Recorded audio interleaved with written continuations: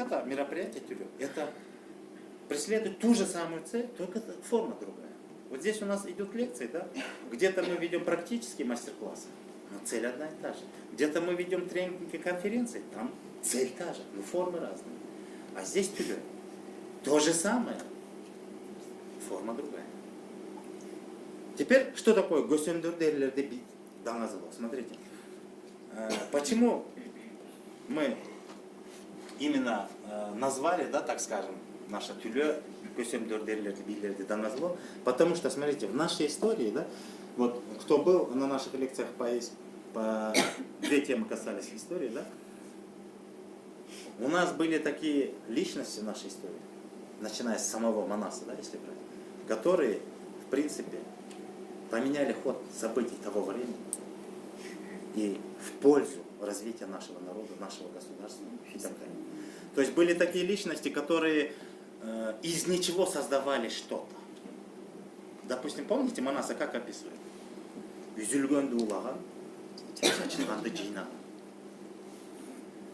До того, пока он не родился, да, кыргызов, скажем, внешние силы нас раздробили кого куда. Берегетте Алтайга, берегетте Хангайга, берегетте Теренге, берегетте Теренге, деп, вот так. Нас специально так рассыпали. Для чего? Чтобы не объединялись, чтобы не было связи. А если мы объединимся, то это сила. А внешние силы, они были заинтересованы, чтобы каждый был по отдельности, каждый род. Потеряли, чтобы связь внутренняя, да? Это была нацелена такие действия, да? Но, несмотря на это, потом рождается Манас, он это все понимает, ему способствует, помогает. Он что делает? Он объединяет разрозненный народ, объединяет еще всех остальных, кто был там обездолен, кто был там еще там, я не знаю, там, кто был обижен теми, да, скажем. Объединяется, и потом еще, помните, вот это выражение, это ключевая фраза. Кулалы тап-тап кушкал, да? Курама джейц. Кто-то говорит, понимает это дословно, что вот, ну, кулалы, эч хачан куш болбайт, понимаете? Что такое кулалы? Это, нет, не помню. Нет. Кулалы это вид истребиных, по-моему. Это входит в истребиный вид птиц, да? Ну, в общем, чем она питается? Там какими-то там чечкан, там, вот, майдачиты, да, вот, там, лягушечки, может. Я не знаю, ну, в общем, мелкотней, которая питается. Ну, входит как бы, как не просто птица, да, такая вот, хищник, да, скажем. А из него куш это алгар, он уже на более такую серьезную, да? Ну, это сравнительно рассказано. Да, это сравнительно. Это можно понять вот так. Смотрите. Просто. Можете представить себе такое, что в какой-то курятник, не знаю как, но попало яйцо беркута. Потом берет эта наседка, да, она высаживает, там появляется птенчик. Среди всех желтеньких тут какой-то не такой, мощный, ну маленький. Потом что происходит? Эта курица, она воспитывает, ходит, булайла джок смотрит на всех, тоже джерчуку куртку мужская джер. Ну, он видит, она делает то, что и все делают. Потому что ничему другому не учит. Она растет, она смотрит. Те другие, он другой. Ну, себе подобных он не видит. Его окружение только однородное. И он алядёк питается, ходит, и так далее, и так далее. А потом в один прекрасный день раз на небо смотрит, а там себе подобные летят. И что происходит? И у него идет перелом, психика нарушена. Это примерно о нас. Мы потомки такого народа, сравнительно, как беркут. А сегодня мы как курицы. Некогда мы были высоко, парили, да? А сегодня без Мурдустан алысмерсин говорил. Даже на уровне политики. Мы не строим планы на 10-15 лет, максимум 4 года. На время правления твоего поста. Что это? Это психология куриная психология, понимаете? Ну, конечно, это не адресовано конкретно к фамилиям. Это наше положение. Система. Это система. Вот теперь смотрите, к чему я говорю. И когда говорят, что Манас, он был настолько крутой, он даже кулалудан кушкал, да, это, понимаете, это что-то такое не имеет. Он просто на тот момент баяғы бүркіт құлалыға айланған бүркітті қайра құлалыға келді. Он восстановил этот Кураманы жейіп жұрт қылдым дегенде, потому что до Манаса, если читать его историю, да, его предки башқы атасы бары хан, башынан қыдырды арыған, түпкі атасы түгел хан, түбінен қыдырды арыған дегенде, его все предки были правителями великого народа. Но так уж сложилось, что были обстоятельства при Орозду, когда его с 10 детей, да, так вот рассыпали. То есть те же орлы превратились в тех же кур, да? Ну, даже не кур, но кулалых орлям, а Манас приходит и их обратно восстанавливает.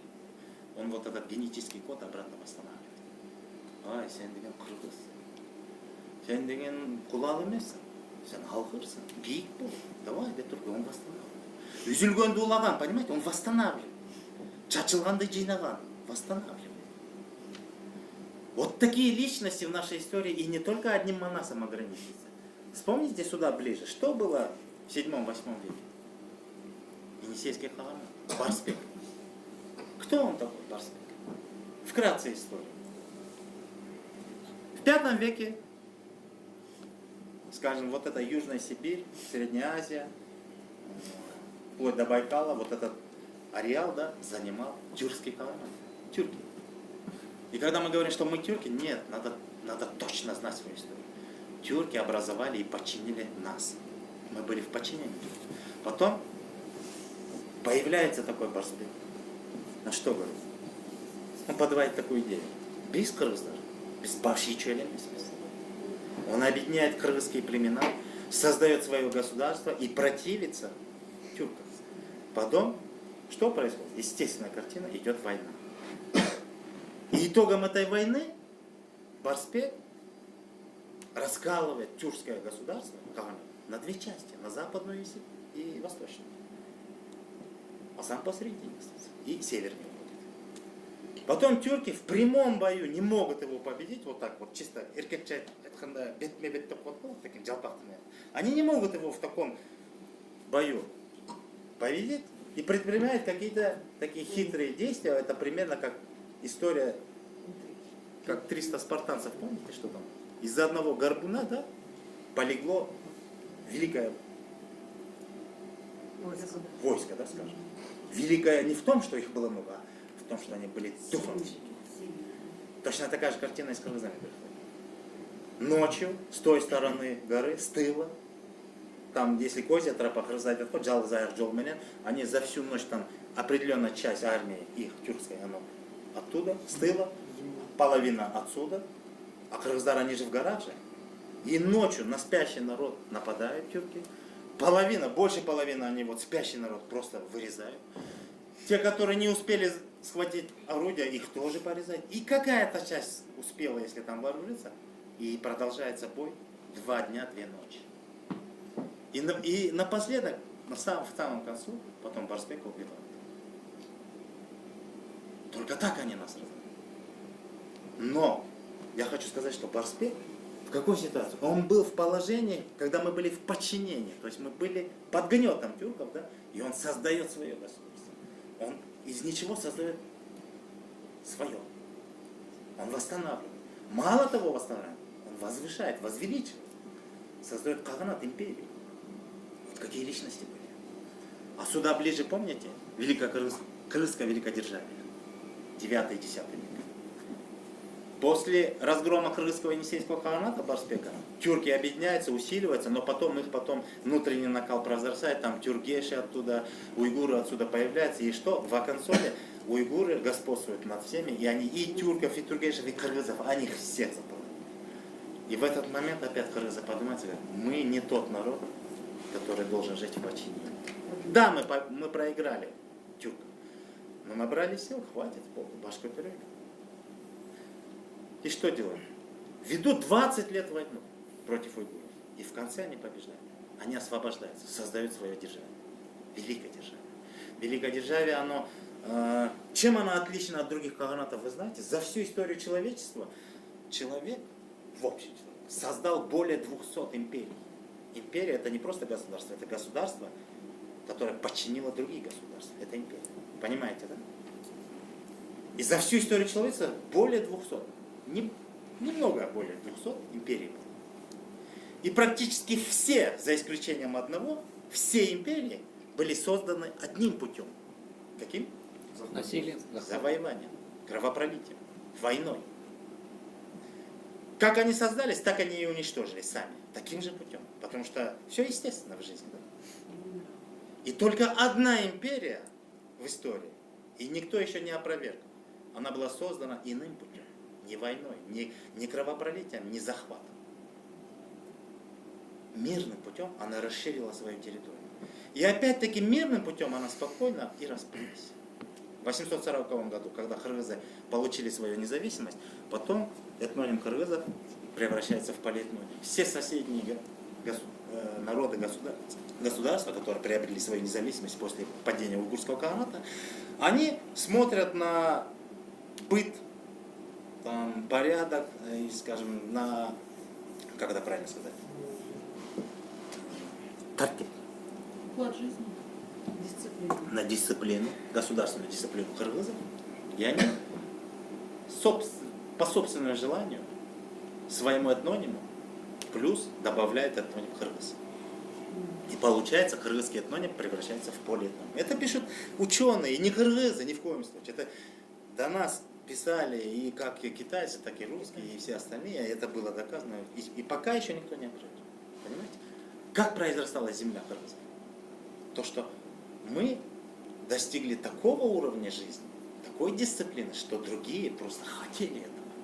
И они сами самостоятельно примыкали к нам. От того и пошло там хазарские кыргызы, булгарские кыргызы, печенегские кыргызы и так далее, и так далее. И произросла эта территория под названием Кыргызская Великая Держава до половины Европы.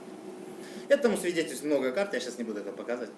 Мы на других лекциях это показывали. Да? Просто смотрите, какие были личности. Там в истории нету имя правителя, но есть имя полководца, Алксо. Чего им стоило, как вы думаете, чтобы этого добиться? Знаете, это нелегкий труд. Они жертвовали жизнью и так далее. Они из ничего создавали что-то. А потом сюда ближе, ладно, хорошо. Дальше идем, потом монголы появились, нас полностью заполонили, не только нас и всех остальных. Потом монгольская ига само собой уничтожается, потом появляется новое государство, и, допустим, Тагайби Мухаммед Кыргыз появляется и говорит: достаточно, болду, дети, монголов нет. Мы не тот народ, чтобы подчиняться кому-то. Да? Помните, это время Моголистана было, тимуридов, чингизидов тех же. Храмца вот этого Тимура, да? И тогда Тагайби, что он говорит? Мы должны создать свое. Мы должны, во-первых, объединиться, все наши племена, и создать свое государство. Он этой идеей был заряжен, и он заразил все кыргызские племена, алтайские и тяньшанских кыргызов он объединяет, в принципе. И знаете, как он объединил? Он дважды сидел в тюрьме, в Кашгаре. Но он настолько этой идеей заразил всех кыргызов, что его начатое дело, оно само собой потом довелось до конца. Кыргызы объединились. Но потом происходит другая картина. Потом пошли джунгары, джунгарское ханство. Она чуть ли не Цинскую империю мочила, грубо говоря, да? И казахов, и кыргызов тоже очень сильно они подавляли. Даже у нас в народе есть такая поговорка, если помните.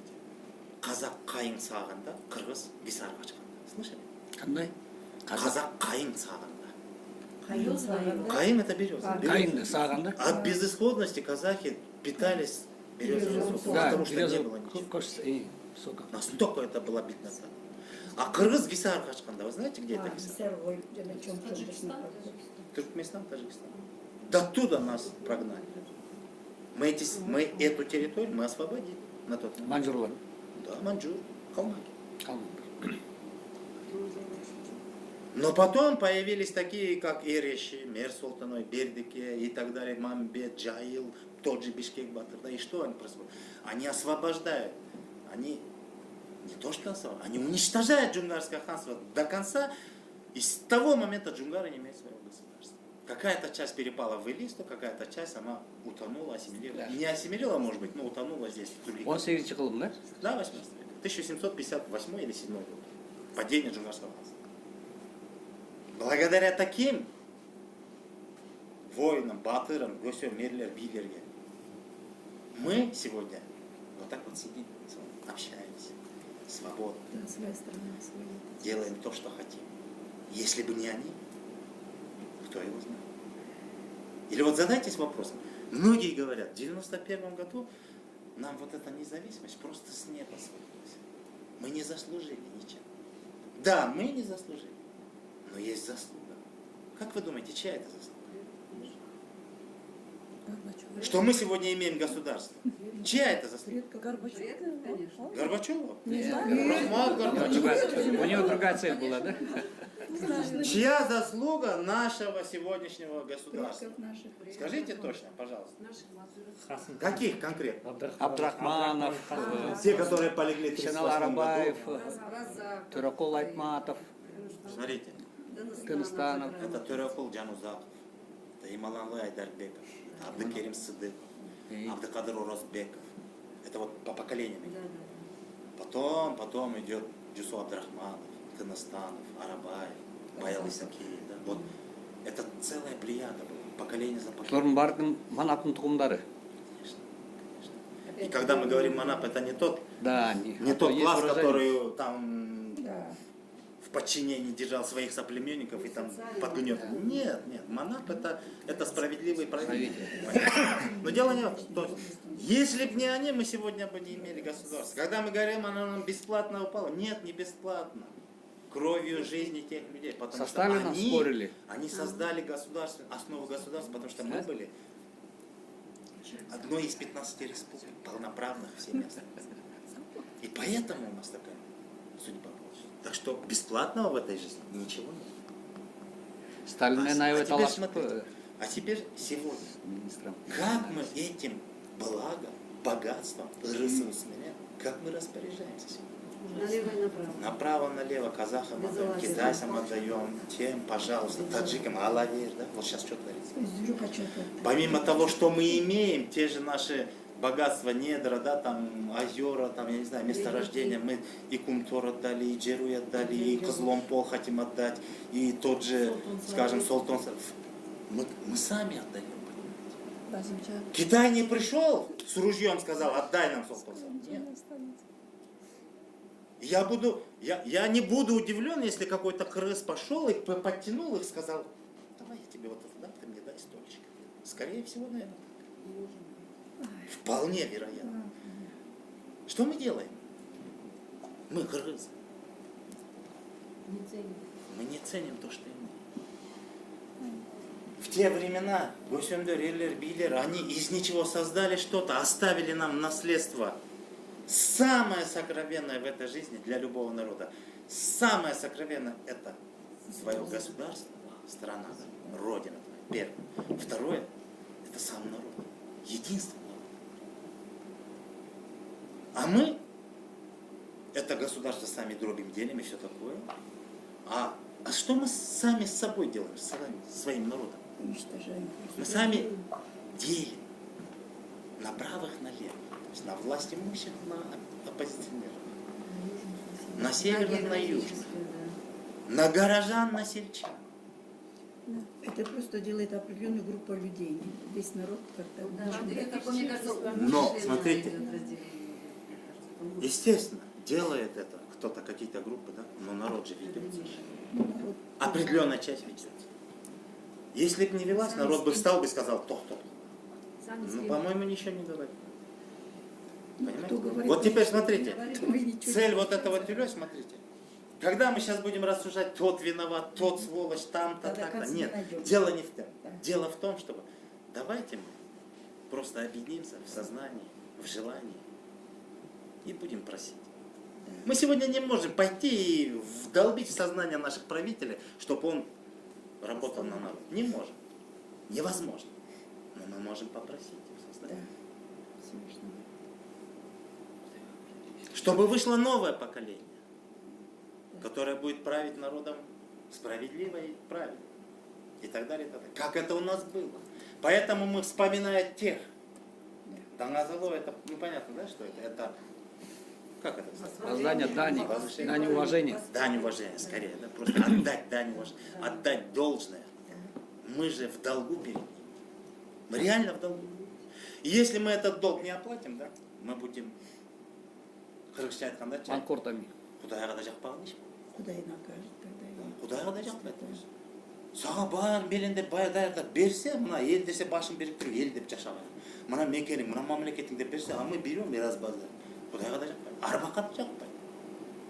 Может, кто-то не принять, арбақ жоқ, ну ладно, ну құдайға да жақпайды да уже. Чисто по логике, да, взять. Так давайте же объединимся, давайте пойдем и Берушина Бертюлю. Это будет такое коллективное мероприятие, где мы будем все едины, и душой, и сердцем, и телом. То есть в смысле мы соберемся в одном месте. В одно время будем один. Потом всем государством сделаем. Кто-нибудь так Зейчек, чат, плюс учил А можно вопрос, а как вы попали в Джордж Кирсос с вот этой речью? Ой, это Кто было вас пустил, давно. да? Как это получилось? Мне вот интересно.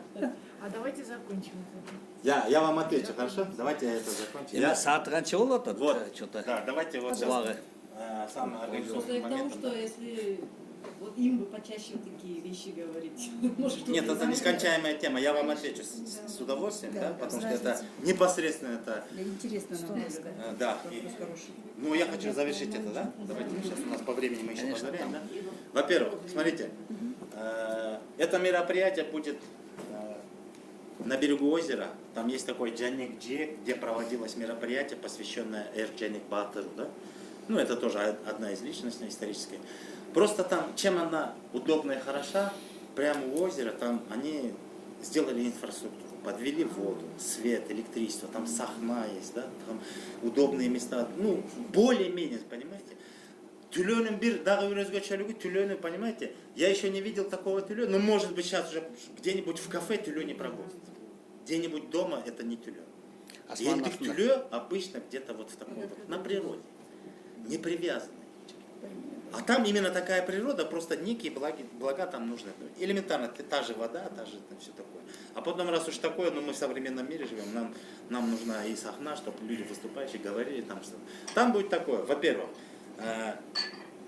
вот отдать дань, долг тем личностям, да, государственным, мы хотим это через носителей вот этого сокровенного слова. Это будут монасчилар, это Ахын Тёкмулер. Они будут это возвышать, говорить о том, кем они были, что они сделали, что они нам оставили. То есть для всего народа донести, говорить одно, да, но когда Кыргызстандағы причем өзгөчөлүк жана сөздүн көрөнгөсүн алып жүргөн касиеттүү адамдарда сөздүн күчү өзгөчө.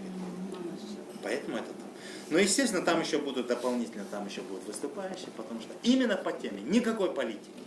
Тигил ахмак бул мыкты, аны алып кет, муну кой, ни в коем случае. И мысли такой не должно быть. Мы туда идем отдать дань, почтение, а потом просить. Просить то, чтобы мы сохранились. Хотя бы на первом этапе. А потом, чтобы мы развивались. Но это возможно. Это возможно.